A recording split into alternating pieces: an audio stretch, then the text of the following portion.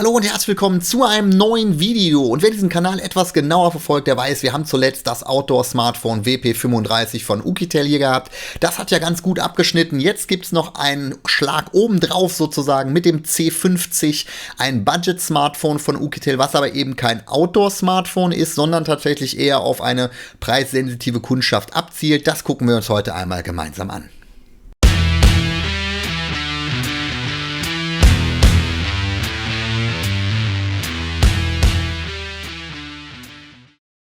Werfen wir einen kurzen Blick auf die Fakten, die auf dem Karton abgedruckt wurden. Also wir haben das C50 hier in der Farbe grün, um es ganz konkret zu machen. Wir haben ein 6,8 Zoll HD Plus Display, würde ich erstmal sagen, ist für die meisten, glaube ich, ausreichend. Wir haben 5G mit an Bord. Das hängt mit dem Dimensity 6100 Plus, der Octo-Core-Prozessor zusammen.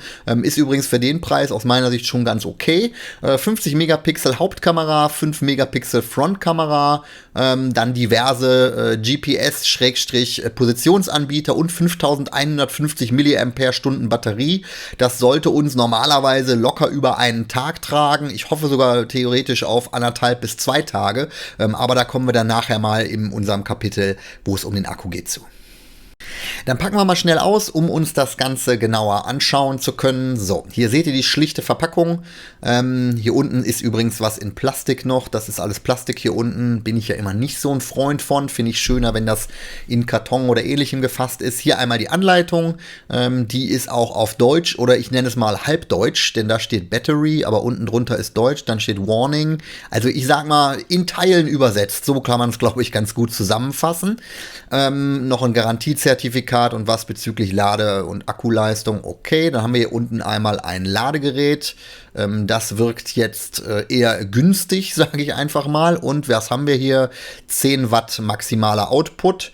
Das ist, glaube ich, auch das. Wir haben es gerade in der Anleitung gesehen, was hier maximal verarbeitet werden kann. Also die Ladegeschwindigkeit sollte okay sein, aber auch nicht ultraschnell. So, USB-C ist natürlich mit an Bord, das ist, denke ich, klar.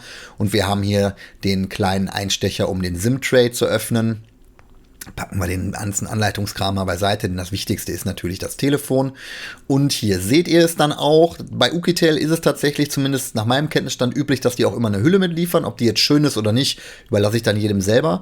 Wir sehen hier, dass wir so eine grünliche Variante, ich würde mal fast sagen grün-metallic so ein bisschen. Das gefällt mir von der Optik her auf jeden Fall sehr, sehr gut. Ich mache mal die Hülle ab, damit man es vielleicht noch ein kleines bisschen besser sehen kann.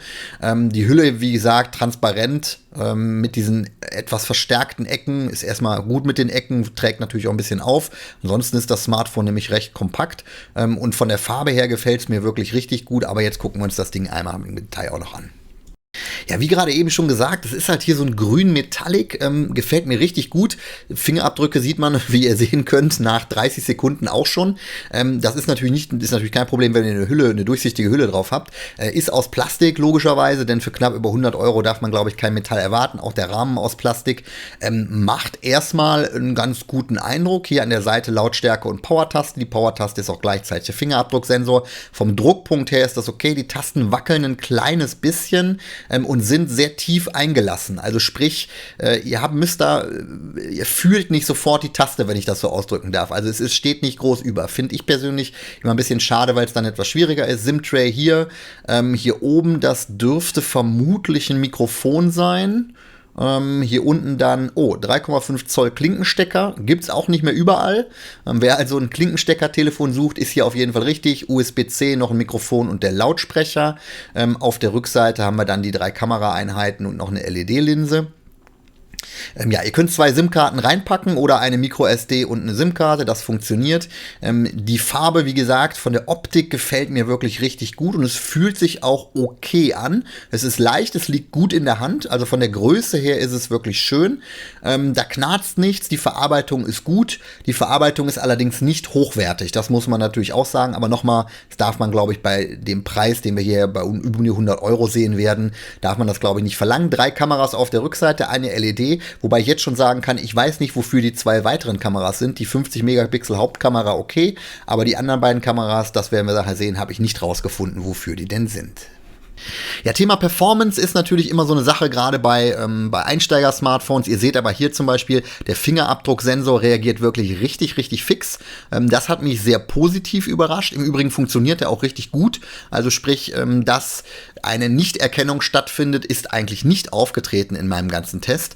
Und auch hier, wenn ihr im Browser so ein bisschen rumscrollt oder auch wenn ihr zwischen Apps hin und her wechselt, das funktioniert wirklich gut. Also die Performance ist, wenn man mal von Spielen abseht, das funktioniert natürlich nicht vernünftig.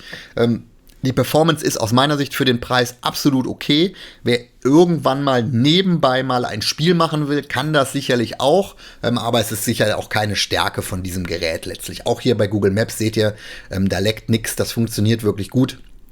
Die Performance für den normalen Betrieb, also sprich Browser, WhatsApp und so weiter und so fort, vollkommen ausreichend. Wer also ein Telefon braucht, was funktioniert, was nicht einen Hochleistungsprozessor an Bord hat, um jetzt grafisch aufwendige 3D-Spiele zu spielen, für den ist das hier sicherlich eine Option, also ganz klar, weil der Prozessor, der ist ja auch durchaus in Smartphones verbaut, die eher so in der Klasse bis 150 bis 200 Euro liegen, der Dimensity 6100 Plus von MediaTek. Von daher Performance aus meiner Sicht überraschend positiv, wenn man den Preis im Hinterkopf behält. Ja, Thema Akku, wir haben vorhin schon gesehen, 5150 mAh versorgen dieses Gerät. Jetzt muss man sagen, hier diese Einschätzung bis 22:45, wo wir knapp 7 Uhr haben mit noch 60%, das dürft ihr nicht als Maßstab nehmen. Ich habe jetzt hier natürlich extrem viel rumgespielt, von daher ist das auch nicht der Maßstab. In meinem Test bin ich immer so auf knapp 2 Tage gekommen mit normaler Benutzung. Also wie gesagt, keine Spiele, weil dafür ist das Gerät aus meiner Sicht auch nicht gedacht. Aber WhatsApp, Telefonie, SMS, Browser und so weiter und so fort. All diese normalen Standarddinge habe ich halt durchgezogen und bin dann auf die 1,5 bis 2 Tage gekommen. 2 Tage war dann aber auch schon wirklich hart die Grenze. Insofern, für mich persönlich ist das mehr als ausreichend. Mir ist immer wichtig, 1 Tag muss es definitiv aushalten. Hier kommt ihr locker über den einen Tag, insofern passt auch der Akku für mich. Ja, Thema Kamera, ich habe es gerade eben schon gesagt, wir haben 3 Kameralinsen, eine kleine LED. Ich weiß nicht, wofür die Linsen links und unten sind, um ehrlich zu sein. Ja, es sind natürlich irgendwelche zusätzlichen Kameralinsen. Oben rechts seht ihr die 50-Megapixel-Linse. Ich habe auch mal versucht, ob das Makrolinsen sind, ob das Zoom-Linsen sind. Sind es nicht, denn wenn wir die Kamera einfach immer die Linsen einfach zuhalten, dürfte ja bei Zoom oder bei Makro nichts rauskommen. Insofern, ich weiß nicht genau, wofür die sind. Irgendwie unterstützen sie offensichtlich das ganze Thema. Vorne haben wir 5 Megapixel, das ist ganz okay. Wir gucken mal auf die Bilder, die ich hier als Beispiel aus unserem Innenhof gemacht habe. Ich würde sagen, das ist in Ordnung. Wenn wir jetzt reinzoomen, es gibt aus meiner Sicht kein Zoom-Objektiv, von daher ist das natürlich eher schwierig. Auch Video finde ich in Ordnung. Ihr seht, dass es hinten natürlich von der Belichtung her ein bisschen schwierig ist, aber wenn ihr hier vorne mal auf die Blume guckt, dann würde ich zum Beispiel schon sagen, das stellt die Realität sehr gut eigentlich dann dar. Ja, dann kommen wir zu meinem Eindruck vom Oukitel C50, ein Budget-Smartphone für, so erwarte ich es zumindest, für knapp über 100 Euro.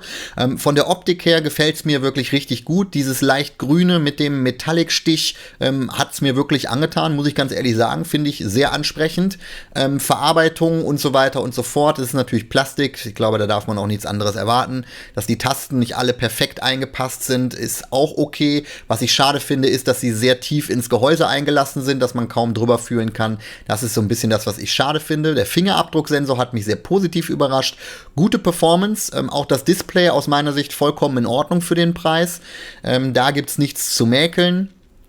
Da würde ich sagen, passt alles und gibt es eigentlich nichts, wo man jetzt einen Anknüpfungspunkt hätte, wo man sagt, ist für den Preis, und das immer im Hinterkopf, nicht das Richtige. Akku aus meiner Sicht okay, 1,5 Tage gehen. Für mich völlig ausreichend, müsst ihr dann so ein bisschen auch selber einschätzen, wie es ist oder wofür es ist. Kamera ist auch in Ordnung, würde ich sagen. Bei den 2 zusätzlichen Linsen, da wird wahrscheinlich irgendwann noch rauskommen, wofür sie sind. Aktuell, wie gesagt, weiß ich es nicht. Ich schreibe es aber in die Kommentare, wenn ich es noch rausfinde. Das auch kameratechnisch ist das für mich in Ordnung, auch wie gesagt für den Preis. Wenn wir mal davon ausgehen, dass wir bei knapp um die 100 Euro, vielleicht 110, 120 Euro landen, ist das auf jeden Fall ein ernstzunehmender Gegner für andere Budget-Smartphones auf dem Markt. Markt, das muss man ganz klar sagen. Wenn es nachher in Richtung 150 Euro geht, würde ich sagen, wird schon schwierig, aber das müsst ihr dann irgendwo auch selber entscheiden. Gut, das soll es gewesen sein. Wenn ihr Fragen habt, schreibt mir gerne in die Kommentare. Ich bedanke mich bei euch fürs Zusehen und sage am Ende wie immer, Alexa, Kamera aus. Okay.